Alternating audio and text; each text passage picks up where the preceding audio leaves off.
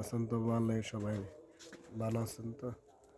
সবাই গেছিলাম কাতার, 2 বছর হয় নাই, 18 মাস হয়েছে।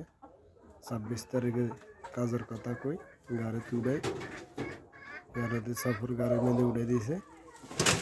আকামা থাকা কালো মানুষের নিরাপত্তা নাই। টাকা পয়সা দিয়ে কোন কারণে বিদেশে টাকা পয়সা দিয়ে আইব মানুষ, যে দেশে আকামার কোনো দাম নাই, মূল্য নাই। টাকা পয়সা খরচ করে মানুষ বিদেশ যায়, আর সিআইডি দড়ি দড়ি হাঁটা দেয়, কোনো মানুষ প্রতিবাদ করে না। আজনবীকে কোনো দাম নাই। তো 26 তারিখ 27 তারিখে ফ্লাইট করছে, বাংলাদেশে আইসি 26 তারিখ 27 তারিখে বিনা কারণে দড়ি পাড়াই দিছে।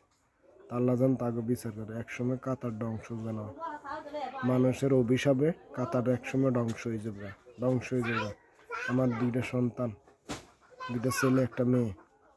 অনেক কষ্ট করে আমি বিদেশ গেছি রেন করে। এই রেনের মেয়েদে আমি এখনও রেনের মেয়েদে আমি আছি। এই টাকা কীভাবে দিব উপর আল্লাহ ভালো জানে, কীভাবে দিব। আল্লাহ যদি কোনো ব্যবস্থা করে রে, এইসে আমি পথঘাট দেখি না, কোনো বাড়ির গদ্যের আর্থিক অবস্থা ভালো না। একজন জায়গা সমিতি থাকলে বেশি কিনে দিব, কোনো বুদ্ধিও নাই। আল্লাহ যেন তাগরে হেদায়েত করে। একসময় কাতার ধ্বংস হয়ে যাবে। আর জানি শুনি কোনো মানুষের সাথে কোনো দালাল দূরে, আত্মীয় স্বজন দূরে বাইরে যাবেন না, ঠিক আছে? বাইরে যাইলে আমার মতন, আপনার মানুষের মতন বিপদে উঠবেন, ঠিক আছে? এক লোক সিলেটের লোক গেছে, 1 মাস হয়েছে, কাজ করতে পারে না। এই লোকটারও দড়ি পাড়া দিয়েছে বাংলাদেশে 27 তারিখে। কী অপরাধ ছিল আমরা? কিসের?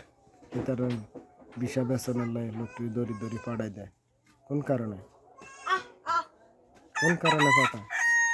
কোন অভিযোগ হিত? মানুষ দড়ি নিয়ে প্রমোশনের আশা করে, তারা হচ্ছে বেমেন। হিতাকে বিচার করবে আল্লাহ। আল্লাহ যেন তাকে বিচার করে। আল্লাহ যেন একসময় কাতার ধ্বংস করে।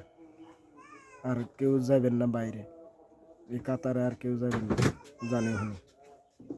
কারো আত্মীয় স্বজনের কথা শুনে বাইরে যাবেন না। আল্লাহ যেন তাকে বিচার করে, কাতারে বিচার করে, আর প্রশাসনের লোকের বিচার করে।